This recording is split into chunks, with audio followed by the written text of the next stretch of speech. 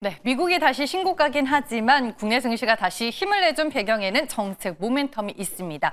상법 개정 외에도 많은 일정들이 대기하고 있는 만큼 일정에 따른 변동성 유념하면서 내일의 테마와 종목 골라보겠습니다. 매일경제TV 김민성 주머니 매니저와 함께합니다. 안녕하세요. 네, 안녕하십니까. 네, 오늘 이제 상법 개정 모멘텀으로 지주사, PBR 관련주들이 강하게 반응을 했는데 우리에게는 또 증권주가 있었습니다. 키움증권 리뷰를 해볼까요? 네, 키움증권 같은 경우에도 걱정하지 마셔라라고 말씀을 드렸는데 그리고 나서 우상향이 지속적으로 이어지고 있습니다. 근데 여전히 증권주에 대한 모멘텀은 제가 어제도 말씀을 드리긴 했지만 실적의 수혜를 받을 수 있는 정책들이 너무나 많기 때문에 이런 사이클이 이어진다라고 하면 제가 봤을 때 아직은 증권주는 파는 게 아니다. 좀 개인적으로 이렇게 바라보고 있고요. 어느덧 3,000포인트를 넘어서서 오늘도 약간 윗골이 나긴 했지만 52주 코스피 신고가를 또 달성을 했습니다. 그래서 이런 기조가 이어진다라고 하면 1차원적으로는 증권주들에 대한 실적 수혜가 이어질 수밖에 없기 때문에 키움증권은 여기서 추가적으로 한 템포 쉬었다가 다시 올라가는 구간이라서 충분히 올라갈 수 있을 거라 좀 바라보고 있고요.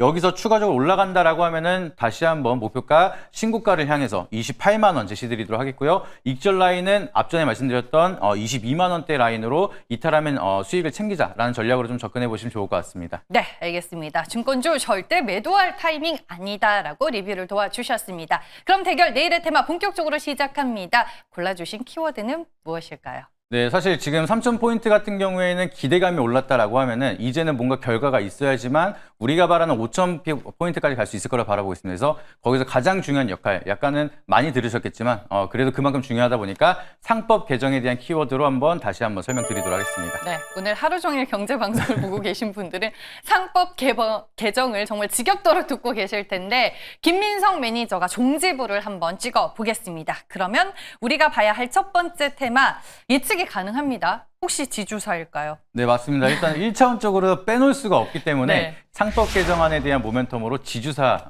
한번 체크 드리도록 하겠습니다. 네, 지금 상법 개정 통과에 기대감이 실리고 있는 거죠? 맞습니다. 이제 개인적으로 바라보면 이걸 누가 맡겠는가라는 생각이 좀 들고 있고요. 그만큼 워낙 지금 여당이 강하게 추진을 하고 있는 모멘텀 형성이 되고 있다 보니까 여기에 대한 제동이 걸리기는 사실상 어렵다라고 좀 보고 있습니다.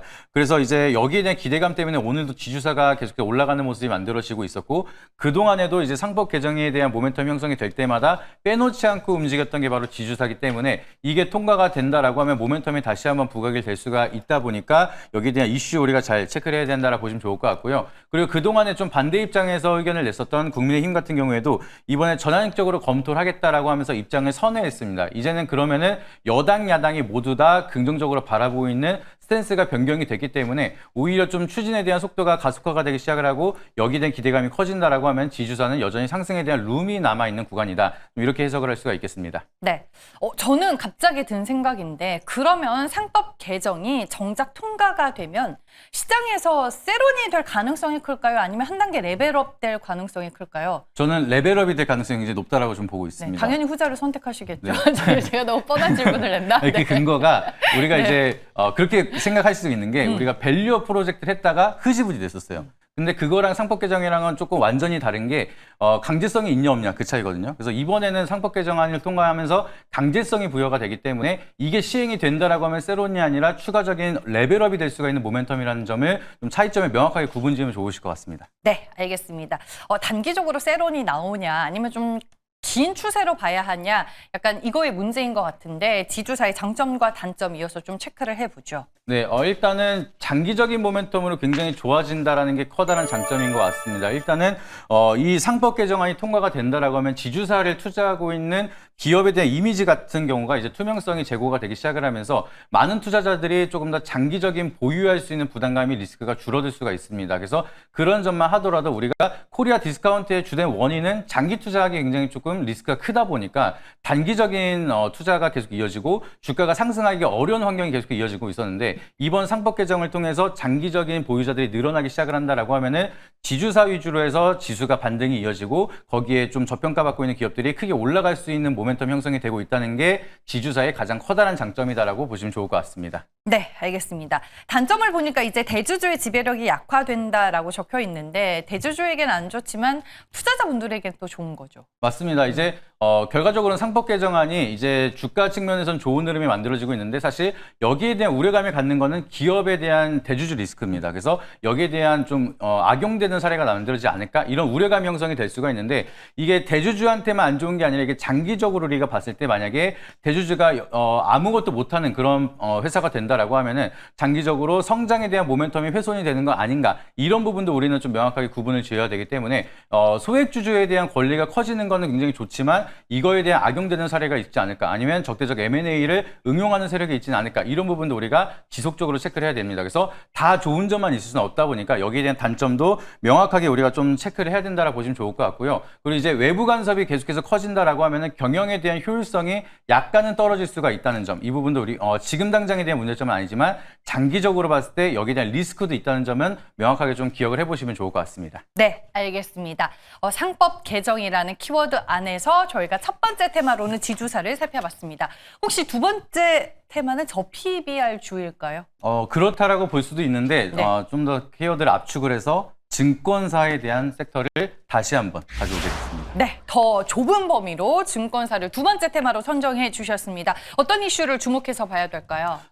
최근에 이슈가 나온 게 키움증권에서 직접 얘기한 바가 있습니다. 증권주 최근 들어서 상승에 대한 게 정당하다. 지금 PBR이 그렇게 고 PBR로 올라온 게 아니기 때문에 여기서 추가적으로 상승을 할 수가 있다라고 키움증권에서 직접 얘기를 했습니다. 이제 제가 추천드렸던 키움증권에서 더 올라갈 수 있다. 직접 얘기를 하고 있죠. 그러다 보니까 여기에 대한 상승 기대감이 더 커질 수가 있는 구간이라 보시면 좋을 것 같고요. 그리고 기대감 때문에 3,000포인트가 오면서 증권주들에 대한 실적의 기대감이 더욱더 커지고 있는데 상법 개정안의 기대감에 따라서 5,000포인트까지 바라볼 수가 있다라고 말씀을 드렸죠. 그러면은 상법 개정안의 효과 때문에 주가가 더 올라간다. 지수가 더 올라간다라고 하면은 1차원적으로는 거래 대금이 늘어나기 시작을 하면서 증권사에 대한 기대감도 더욱더 커질 수가 있고 심지어 저 PBR 쪽으로 포커스가 맞춰져 있는 증권주 같은 경우에는 충분히 상승에 대한 여력이 많다 보니까 여기에 대한 이벤트들 계속해서 체크해 보실 필요가 있겠습니다. 네, 말씀해 주셨다시피 지금 증권 업종 내에서는 이슈거리 그리고 재료가 상당히 많다라는 걸 알 수 있었습니다.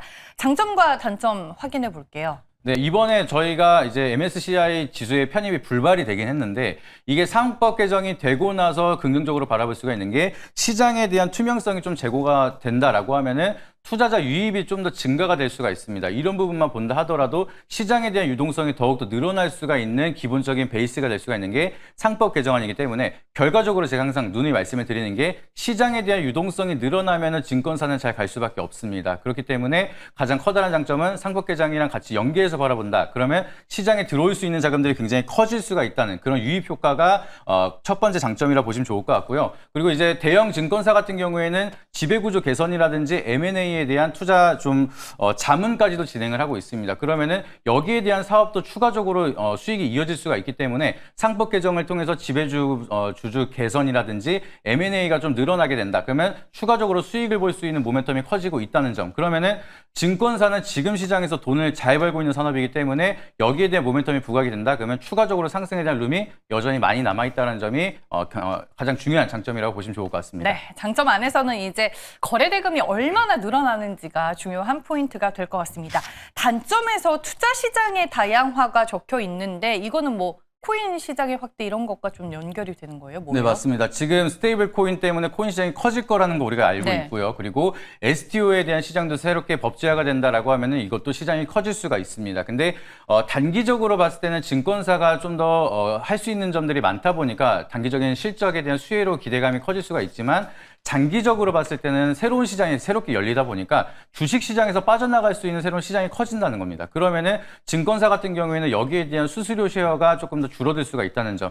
장기적으로 본다라고 하면은 여러 가지 투자 시장이 늘어난다는 거는 증권사에 대한 좀 시장 자체가 조금 더 안 좋아질 수가 있거나 아니면 주식 시장에 대한 거래 대금이 빠진다라고 하면은 증권사에 대한 주가 측면에서는 세론이 나타날 수가 있다 보니까 여기에 좀 첫 번째 단점이라고 보시면 좋을 것 같고요. 그리고 이제 추가적으로는 상법 개정안이 들어간다라고 하면 여기서 내부 규제를 좀 더 강화를 하면서 여기에 좀 써야 되는 돈이 늘어날 수가 있습니다. 그래서 실적에 대한 모멘텀 자체가 약간 훼손이 되거나 영업이익 측면은 약간 아쉬운 점도 이어질 수가 있다 보니까 여기에 대한 흐름까지 체크하면서 상법 개정안에 대한 수혜가 얼마큼 이어질지 이 부분 체크해 보시면 좋을 것 같습니다. 네, 알겠습니다. 두 번째 테마는 증권주였습니다. 그럼 이제 김민성 매니저의 선택을 들어봐야 될 텐데 오늘 솔직히 예측이 가능해요. 어떤 걸로 생각하세요? 네, 이미 뭐 키움증권, 하나투자증권이 있기 때문에 지주사 쪽에서 한 종목을 골라오지 않았나 싶은데 어떤 테마죠? 네, 제가 그래서 그 생각을 깨고 증권사를 가져오려다가 네. 이제 지주사 가져왔습니다. 네, 오늘 김민성 매니저의 선택은 지주사입니다. 그러면 이제 수많은 지주사 관련 종목 안에서 어떤 종목을 좋게 보시는 걸까요? 이 종목은 이제 최근 들어서 얘기가 또 다르게 나오고 있습니다. 네. 야구 빼곤 다 잘한다라고 얘기를 했는데 이제는 야구까지 잘하는 종목 하나 설명드리도록 하겠습니다. 네, 어떤 투자 포인트가 있죠? 네, 하나 같은 경우에는 이제 계열사에 대한 좀 밸류업이 드디어 나오기 시작을 했습니다. 이제 상법 개정안이 나오기 전에는 사실 밸류업에 대한 모멘텀이 흐지부지 됐다라고 제가 앞서서 말씀을 드렸는데 이게 강제성이 없었습니다. 그래서 대기업 중에 유일하게 밸류업 공시를 안 했던 게 한화였는데 상법 개정안이 새롭게 개정이 되기 시작을 하다 보니까 한화에 대한 방산 계열사들이 밸류업 공시를 이제서야 하기 시작을 했고요. 그렇게 된다라고 하면은 한화 같은 경우에는 그동안 밸류업에 대한 모멘텀으로 못 올라가고 있었는데 이젠 새롭게 동참을 하기 시작을 하다 보니까 상승에 대한 룸이 여전히 좀 강해지고 있는 상황이라고 보시면 좋을 것 같습니다. 그리고 이제 계열사만 보더라도 하나 방산 계열사는 실적이 너무나 잘 나오고 있기 때문에 재무제표로 보더라도 이제 지배주주 순이익으로도 추가적인 실적이 계속해서 찍혀 나가고 있기 때문에 계속해서 저평가에 대한 모멘텀은 유지가 될 수가 있을 거라 좀 바라보고 있고요. 그리고 한화의 가장 커다란 모멘텀 상법 개정안으로 주주 친화적인 정책을 얼마나 할 수가 있을 것인지 이거를 봐야 되는데 지금 유보율이 2000%대를 넘어서고 있습니다. 근데 1000% 넘어가는 기업들을 보시게 되면은 기본적으로 자본금이 적게 잡혀 있기 때문에 수치가 많이 높게 나오게 되는 건데 하나 같은 경우에는 기본적인 자본금도 굉장히 높은데 여기서 2000%가 넘어가고 있기 때문에 실질적으로 돈을 가장 많이 쓸 수가 있는 게 바로 하나라서 여기에 대한 모멘텀이 부각이 된다. 그러면 제가 봤을 때는 한화에 대한 주가가 가장 크게 룸이 많이 남아있다라 보고 있기 때문에 계속해서 주목할 필요가 있다라고 말씀드리도록 하겠습니다. 네, 뭐 계속해서 보시는 것처럼 오늘 주가 15% 급등으로 마감이 됐고 신고가 돌파하는 흐름이 나왔습니다. 개인적으로 다 신고가 영역이라 좀 신규 진입하기에는 다소 부담스러운 구간이기도 하고 목표 주가를 또 설정하는 게 쉽지는 않을 것 같은데 가격 전략 어떻게 보실까요? 네, 제가 최근 들어서 이런 종목으로 말씀드리고 쉬지 않고 계속 가는 종목이 너무나 많기 때문에 하나도 마찬가지로 비슷한 흐름을 보시면 좋을 것 같습니다. 그래서 넥스트레이드로 접근이 가능한 종목이니까 현재가로 진입을 한다라고 말씀을 드리도록 하겠고요. 여기서 추가적으로 올라간다라고 하면은 저는 목표가 13만 원까지 일단 1차원적으로는 갈 수 있을 거라고 좀 보고 있습니다. 여기서 돌파를 한다라고 하면 2차 목표가는 더 강하게 갈 수가 있다 보니까 그 부분 참고해 보시면 좋을 것 같고요. 손절가 라인은 추세를 이탈하는 10만 원 제시드리고 할 테니까 손절가 라인만 잘 지킨다라고 하면은 지금도 충분히 룸이 많이 남아 있는 종목이다. 이렇게 기억을 해 보시면 좋을 것 같습니다. 네, 넥스트 트레이드에서 거래 가능하죠? 네, 가능합니다. 네, 현재 매수 접근 가능하고요. 일단은 손절 가격 반드시 지키자라고 코멘트를 해주셨습니다. 아니 우리가 이 시간을 통해서 또 두산 에너빌리티를 소개해드렸었는데 오후장 들어서 오늘 좀 많이 밀리더라고요. 보셨을까요? 네, 봤습니다. 혹시 이유 찾으셨나요? 하락하는 이유? 원전주들? 가장 커다란 이유는 사실 세론 너무 많이 올랐기 때문에 네. 차익 매물에 대한 사이클이 만들어졌다라고 보고 있고요. 아까 이제 앞 코너에서도 얘기했던 게 주담대에 대한 좀 리스크가 만들어지긴 했는데 사실 그거는 조금 더 지켜봐야 됩니다. 시비라든지 유상증자 하는 것보다 훨씬 나은 선택이기 때문에 얼마나 악재가 지속적으로 이어질지는 조금 더 봐야 되기 때문에 지금 심리적인 요소가 굉장히 크다라고 좀 해석을 하고 있습니다. 그러면은 좀 세론이 나오고 있는 원전주 그 안에서 두산 에너빌리티 현 시점에서 어떤 전략이 중요할까요?